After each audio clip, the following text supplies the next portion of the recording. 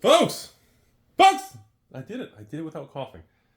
My name is Rudy. You're watching Alpha Investments. Today we're going to have a little follow-up video trying to get things back to the normal. Thanks for the patience, everybody. Today we're mostly going to be talking about Magic the Gathering. First of all, the last few Magic sets continue to not collapse. We continue to see a lot of pivoting happening with Wizards of the Coast and Hasbro away from Amazon dumps. And as we film the video now, we are seeing the first attempts at, how do I say it, the game piece army pushing back at Wizards of the Coast and Hasbro because they announced these secret lair changes. Does the secret lair changes really mean anything? Not really. But the fact that it's giving that perspective to the public that there's not going to be unlimited secret lairs, there's a set number, once they sell, they're being pulled down, and we're already starting to see the game piece internet, what they call the cool people online, in the in crowd where they all kind of hug each other and do reach arounds. They're all already making articles and attacking Wizards saying, oh good, they're going, see, it's going to be a scalper's paradise. They're going to ruin all of our lives. We're starting to see that kind of pivot. And that is exactly what we would expect to see, because remember, the cool thing to do is to be, we have that tug of war of the game piece kind of versus the collectability of trading cards. We're having that tug of war back and forth. And of course, LGSs, distribution, evil people like me, and well, people who like to work for money and then not lose all their money and stay broke, those people don't like that concept. So as the tug of war rages on, that is going to be the theme of 2024, everybody. I do expect Wizards is going to have a really tough road of navigating and really trying to maintain that image with the MySpace, the Facebook, the Discord, the Reddit, the Twitters. They have to walk that balancing act to show that they care. We're never going to use AI art. Oh wait, we used AI art? We'll lie to them. We're never going to see. Wizards has got to make sure that they keep that very volatile army in check. They must maintain the image that we are your friend, okay? And I think they're going to be able to do that pretty well, because that individual group online, when they post things, they look around and say, did you guys like what I said? Did you like what I said? Am I cool? Those people, they need that feedback loop. They need that, they're so nervous about, did I say something cool? Do I get a thumbs up? Do I get likes? Do I get a karma? Is my ex going to see this? They need that kind of thing. People like me, when we have these conversations, this is why I don't recommend other people do YouTube channels of what I do, because the things I discuss in this channel, they're risky. It makes people angry. It makes you uncomfortable. This isn't the kind of conversation, this channel, you can lose your sponsorships. Oh wait, I don't have sponsorships. My banned of everything anyways. You have those kind of risks involved. So, with that being said, Hasbro and Wizards is going to continue to make subtle changes, and they're going to try to ease these changes so that these individuals with the pitchforks, where they all combine the Teletubbies and Power Rangers, and again, and even the pink one, the most powerful one of all, they have to be careful to kind of deploy these announcements very gently. And I think we're going to continue to see that. Because remember, look at Lord of the Rings. Look at Ixalan. All these Magic products are coming out. They're not overprinted anymore. The prices aren't tanking. Ixalan is one of the most successful standard sets I've seen in a long time. Lord of the Rings Special, which was supposed to be this holiday disaster, it went to zero, nobody wants it, is doing incredibly well. It's holding $300 for collector boxes. The single cards are quite expensive, and well, it's not overprinted. I mean, again, it doesn't make it cool to talk about because there's nothing to bash. There's nothing I can make a video on saying, oh my God, look, they ruined another product. That's gone away. So we all just have to kind of say, oh, it didn't collapse? All right, let's just talk about something else. Find something that did collapse. And we have a very interesting dynamic going on. So moving into Ravnica Remastered now, we see the side effects front and center of the game piece perspective. Because I actually spent time while sitting naked holding myself, and I was looking and I was like, there's a lot of good cards in this set. Like the amount of Ravnica hits, not just the Shocklands, not just Cyclonic Rift, not just these main cards. There's a lot of infamous cards from the Ravnica, the Guilds of Ravnica, Return to Ravnica, Allegiance. I mean, there's a lot of historical cards of value and playability. There's just a lot of good cards in it. The problem is, as most LGSs will tell you, the financial value is extraordinarily weak because most of these desirable, good Ravnica staple cards have been reprinted so many times, they've converted to game pieces. So you have all these rares and mythics in a product that are normally maybe $10, $20, $30 cards, and they're all $1 to $5 cards. And of course, you have Hasbro and Wizards that wants to sell draft boxes for $150 to $180 and charge stores, $145. So when you have a situation like that, you have what we like to call the tug of war of game pieces and collectible fun trading cards.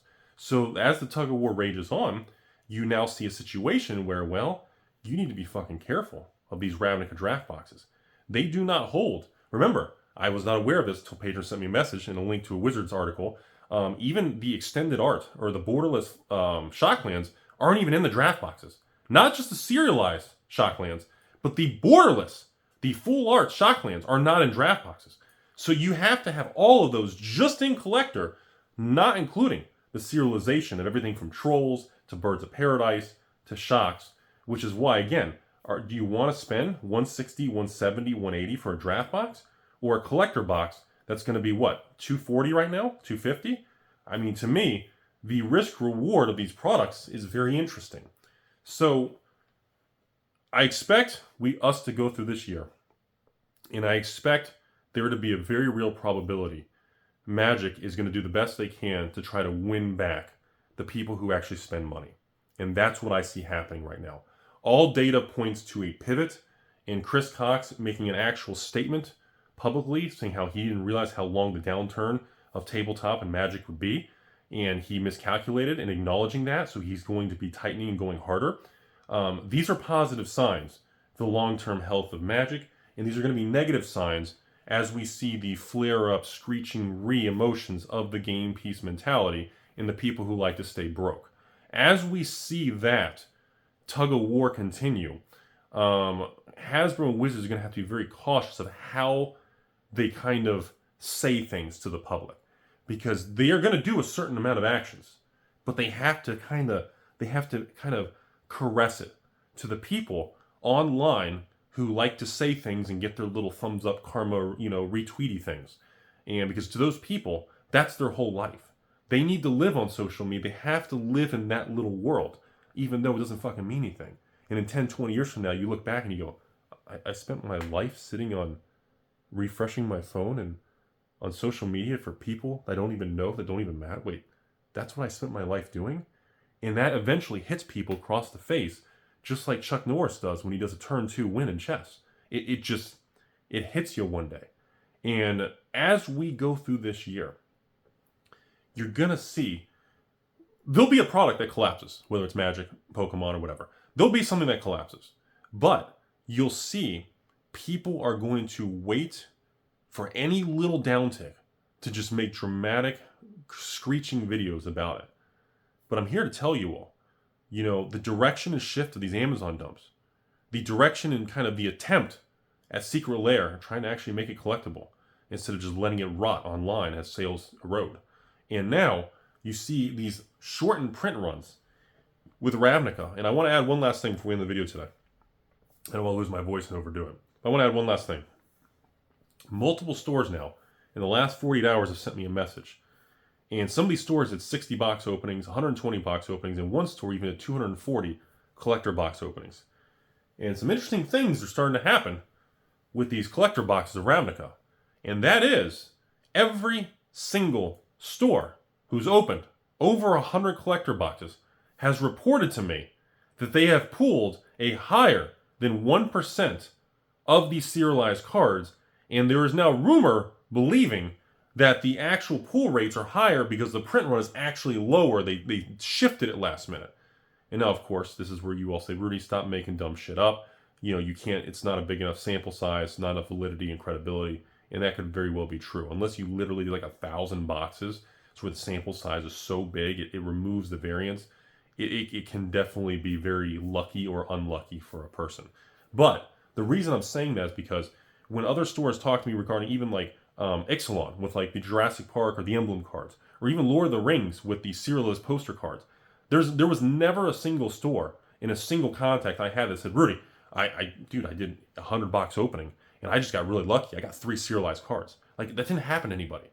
And the fact that multiple stores are hitting a higher than 1% pull rate of serialized cards of Ravnica, to me, is becoming very interesting. When I'm talking 3 different stores said the same thing to me, and one's in California, and one's in Colorado, and one's in Georgia, that's different warehouse distribution from Wizards. That's different timing, different freights, different pallets. Like, that's very fascinating information. Now, it's not enough to be conclusive, but it's enough where it's getting my attention, because if that's the case, because again, legally, there's no way to know. Because Wizards just says, hey, it's 1% pull rate for booster packs for serialized cards. There's no way to know if it's 1.1%. Okay? Because that difference between 1% and 1.1% is fucking huge. Like, that's a 10% increase in serialization pull rate, or a 10% reduction in print run. And it is generally accepted that the quantity of collector boosters of Ravnica that were actually created is around that 260, 270,000 booster boxes worth of packs, which is a couple million packs.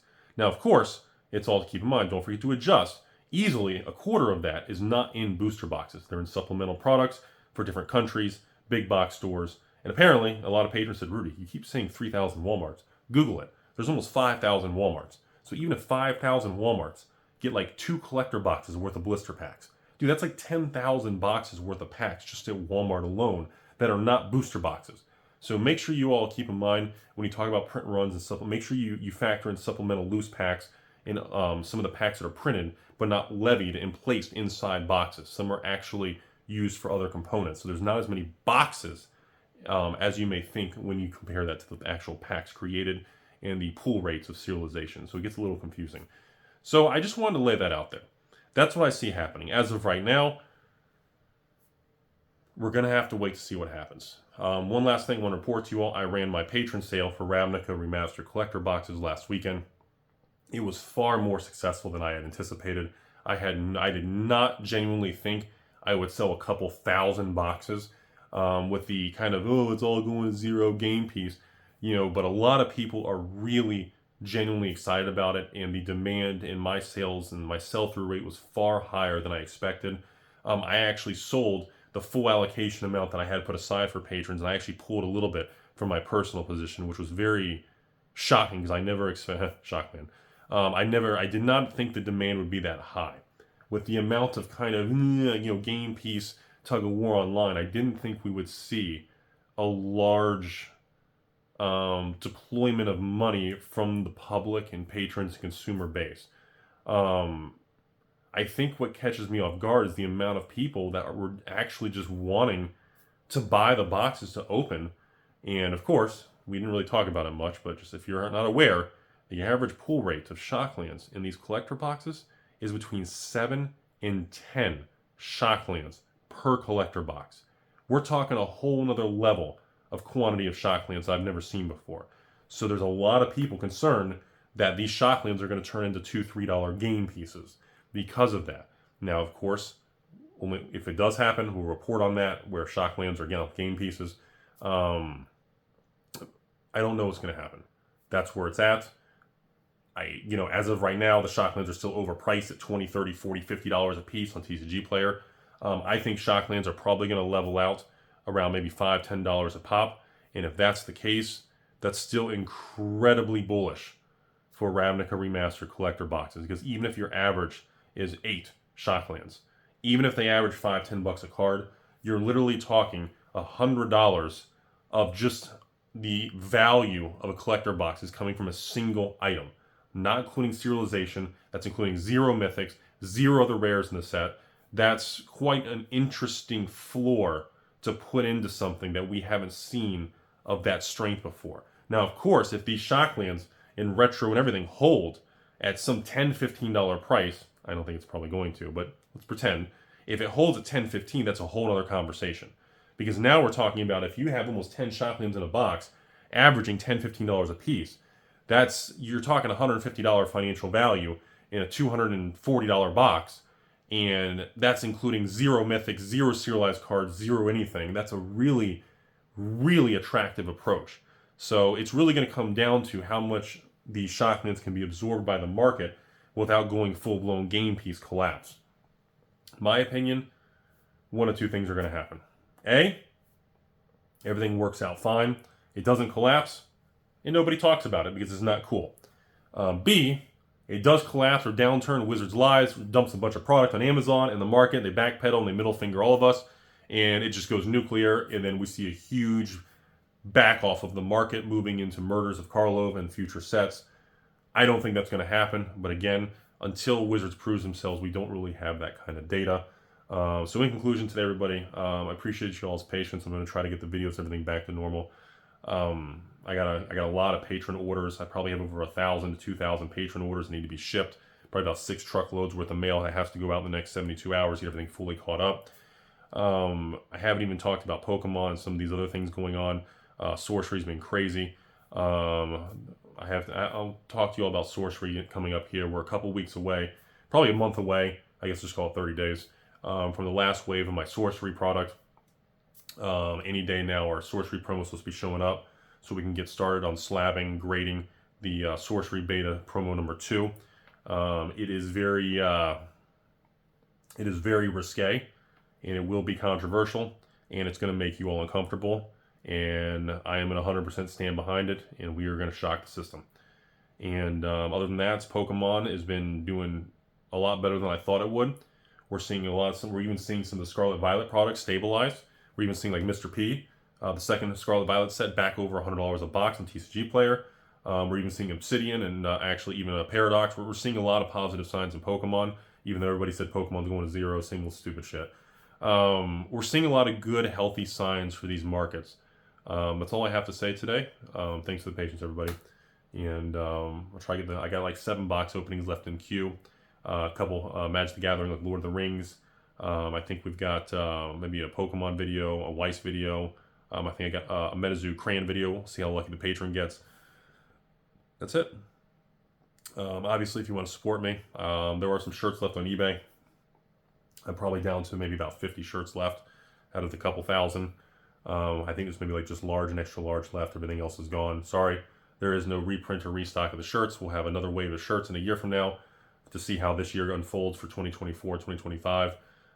That's it. If you want to support me, you can buy a shirt. Remember, this shirt is worth more than your game pieces. And if you don't think I'm the root of all your problems in this life, I did remember, I told you all very clearly, I lost so many patrons in the shakeup and being sick and everything. Consider supporting me on Patreon if you want to talk to me. And even buy some cards from me sometimes, or just simply watch all the drama unfold. Other than that, have a beautiful day, and hopefully we have a good 2024, everybody. Thanks for watching, everyone.